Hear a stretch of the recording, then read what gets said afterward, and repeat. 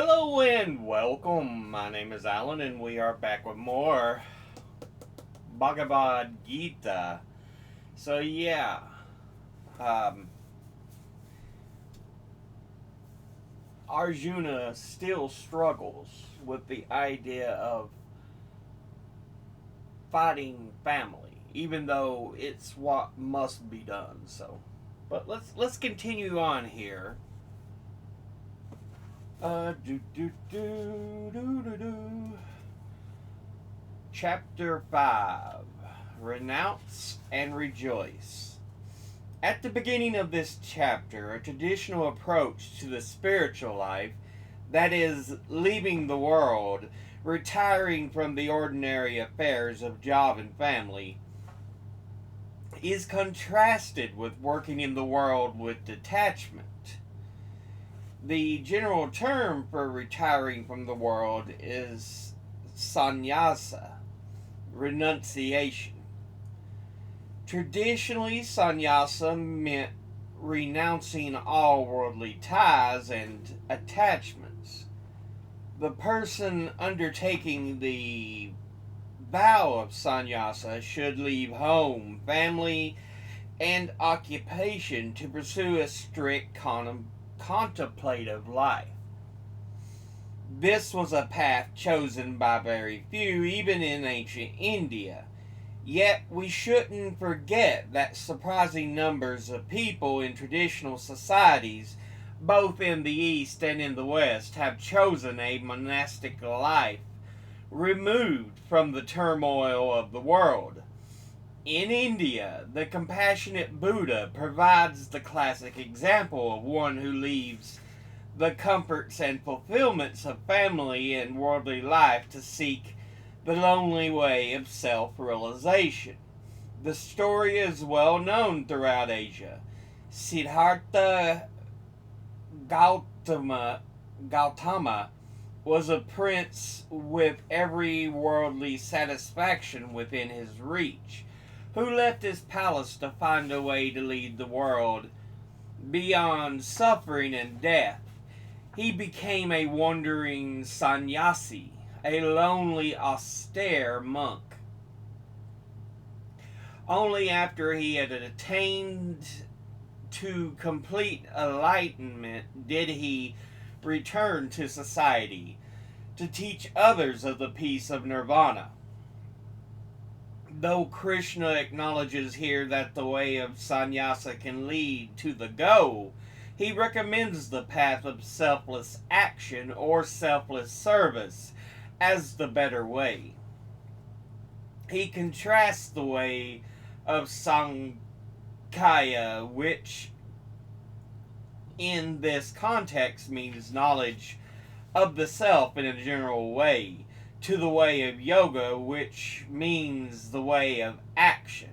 This term, yoga, presents difficulties in the Gita because it means different things at different times, and many definitions are given of this all-purpose term.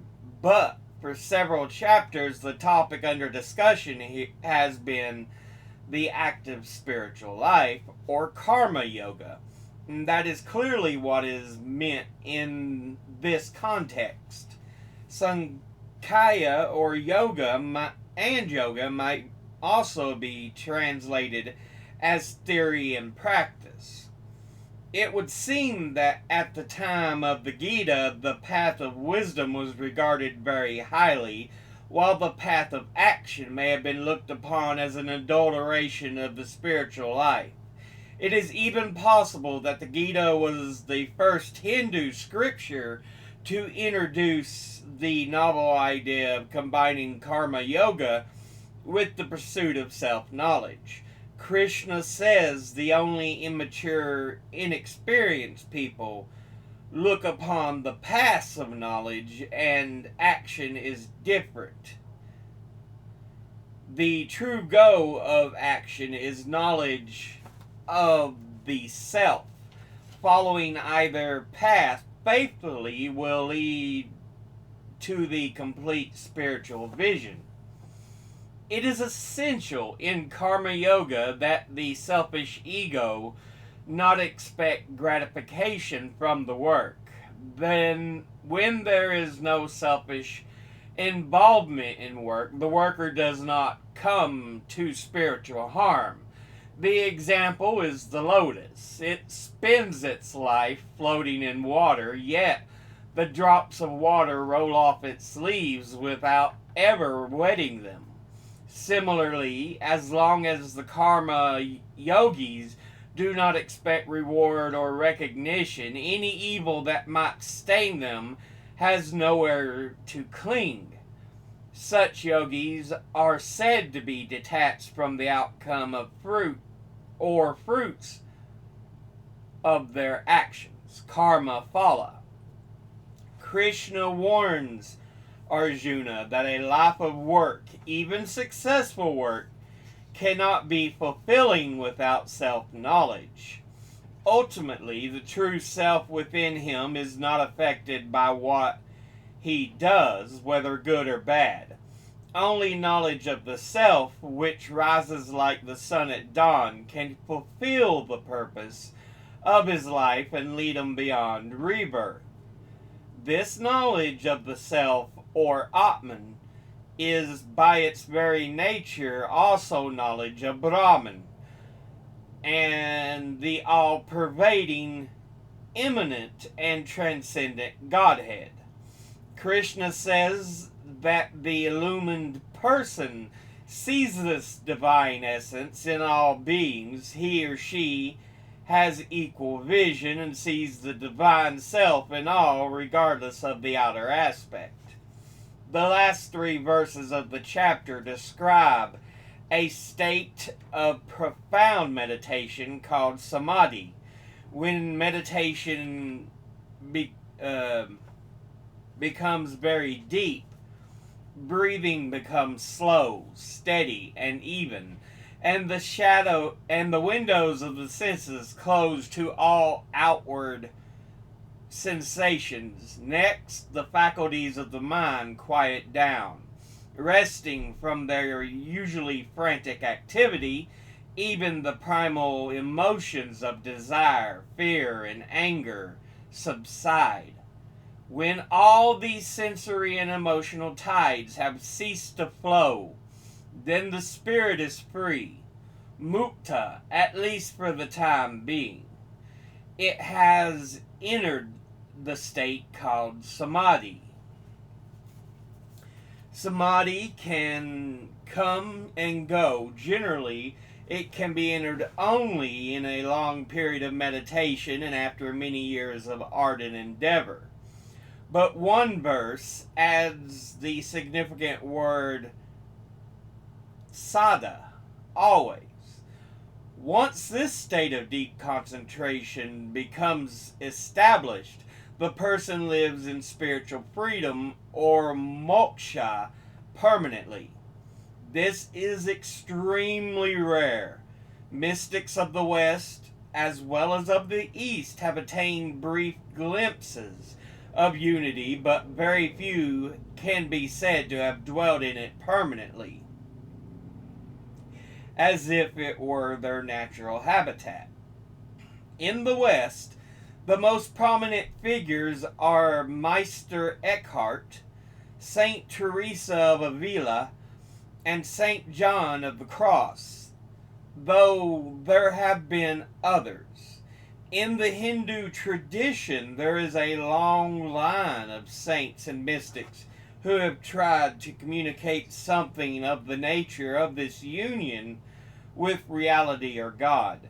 From the unknown recorders of the Upanishads through the Buddha, Shankara, and Mira to Ramakrishna and Ramana Maharshi.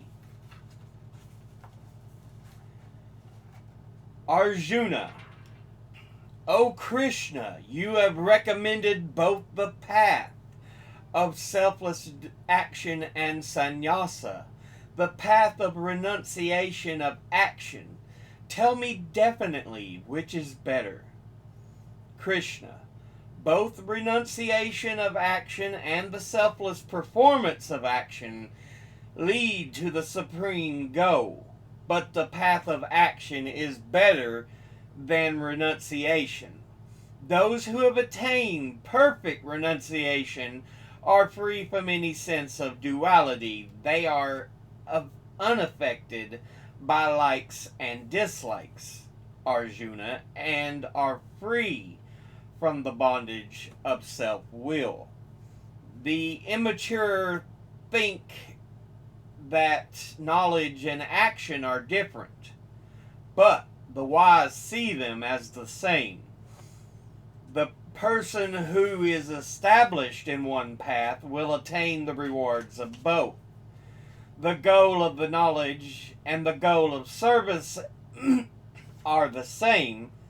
Those who fail to see this are blind. Perfect renunciation is difficult to attain without performing action, but the wise, following the path of selfless service, quickly reach Brahman. Those who follow the path of service, who have completely purified themselves and conquered their senses and self-will, see the self in all creatures and are untouched by any action they perform.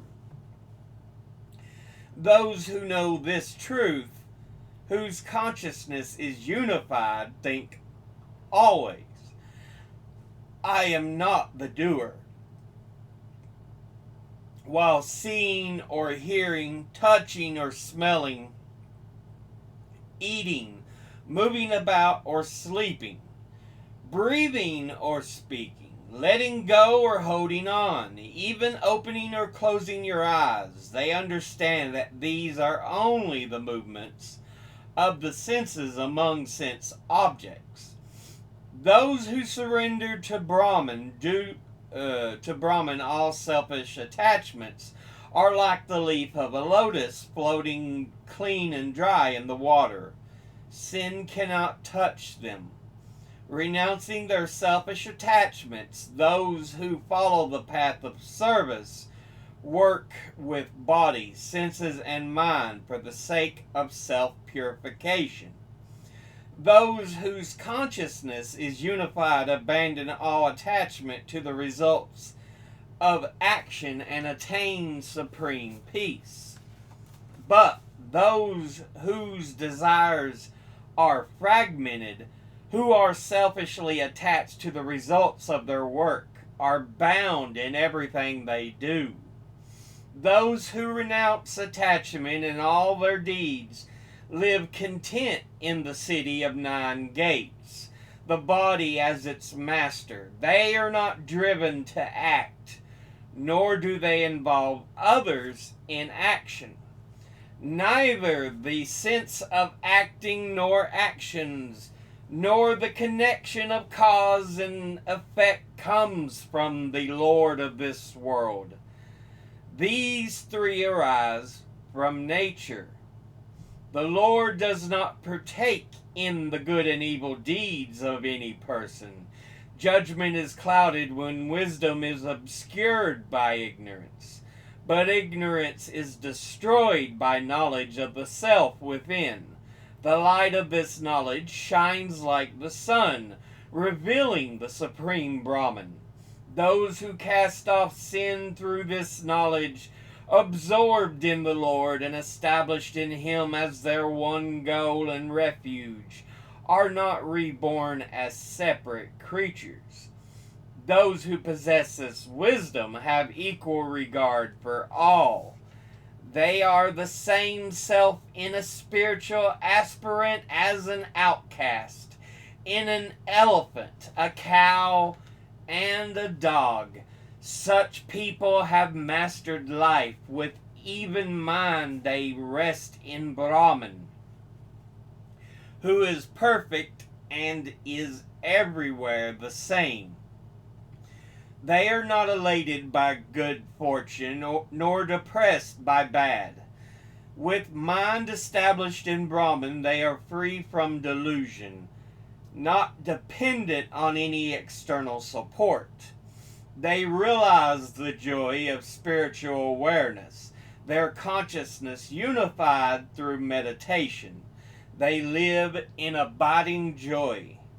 Pleasures conceived in the world of the senses have a beginning and an end and give birth to misery, Arjuna. The wise do not look for happiness in them, but those who overcome the impulses of lust and anger which arise in the body are made whole and live in joy.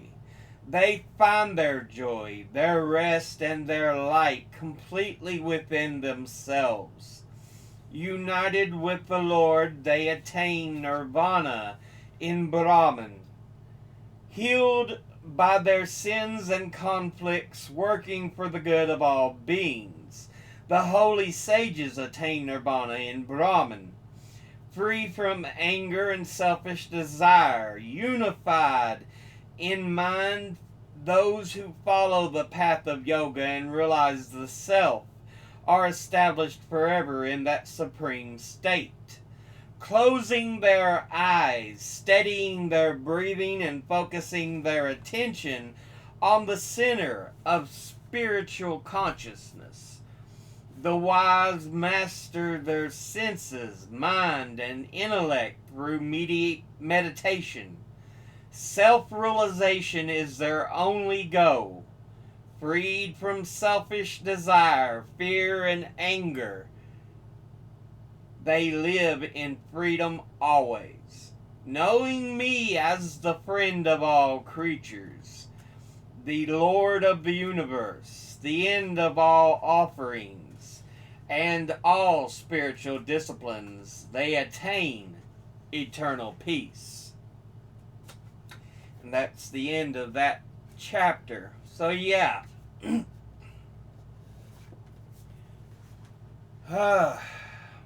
We are given thoughts like, look, there's several ways to nirvana, to enlightenment.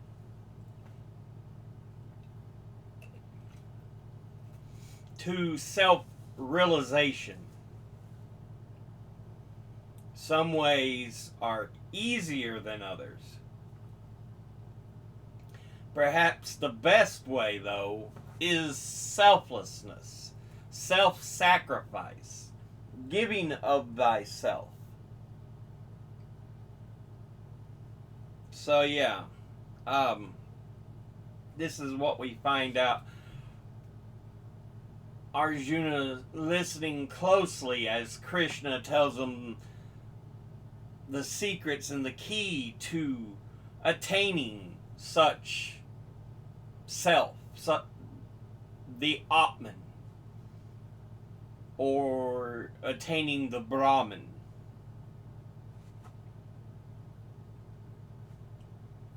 Yeah.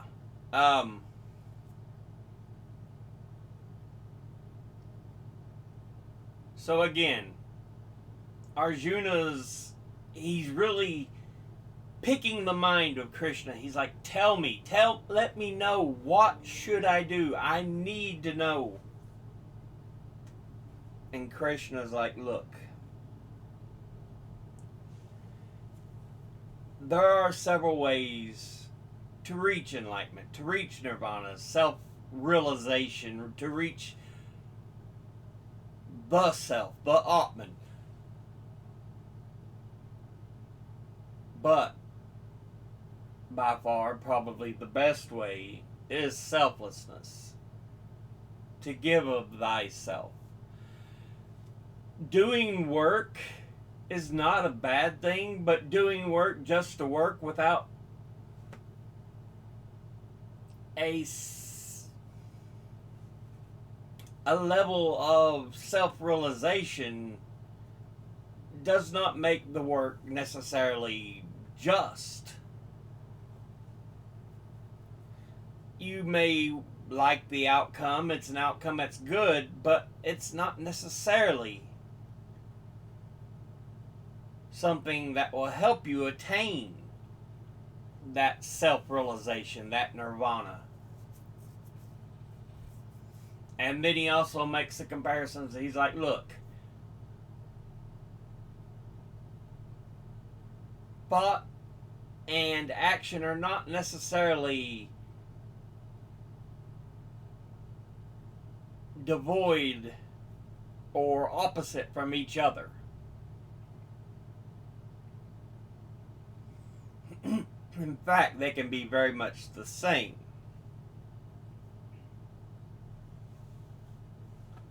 So, yeah. Arjuna's still listening and trying to understand, I guess would be the best way to put it, as Krishna provides him this information, these lessons. But that will be the end of this episode. As always, educate thyself, think, read, study, learn. Someone tries to tell you something you have trouble believing, ask them to cite their sources. Thank you all for watching. I'll see you all in the next one. Until then, later.